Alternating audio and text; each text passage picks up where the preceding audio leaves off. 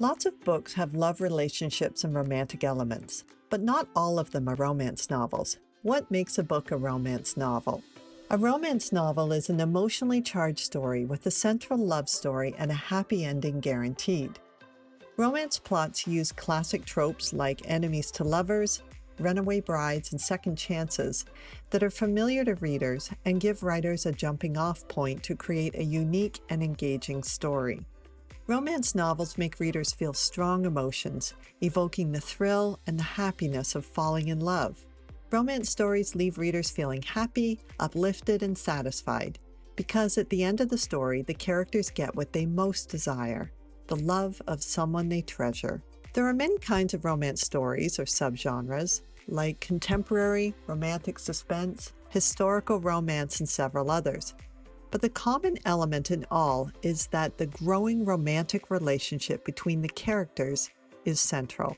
The action in the story is all about building the tension, the chemistry, and attraction between them, and resolving some conflict or obstacle that's keeping them apart, so that they can get what they really want, to finally be together. Although there can be subplots, the main storyline is directly related to the developing relationship between the characters. It's the reader's emotional connection to the characters and their journey toward a new relationship that keeps them glued to the book and ready for more.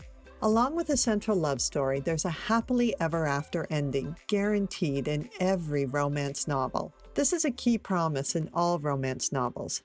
Without it, it's just not a romance. Tropes are time-tested scenarios or plot devices that appear again and again in romance novels. They establish a story and drive the conflict between the characters. Think secret babies, love triangles, fake relationships, girl next door, or a high-stakes romance with a strong heroine in danger. Novelists often base stories on classic tropes, or they can play with the trope, turn it on its head, and create a new kind of love story. The possibilities are endless. What about the steamy stuff?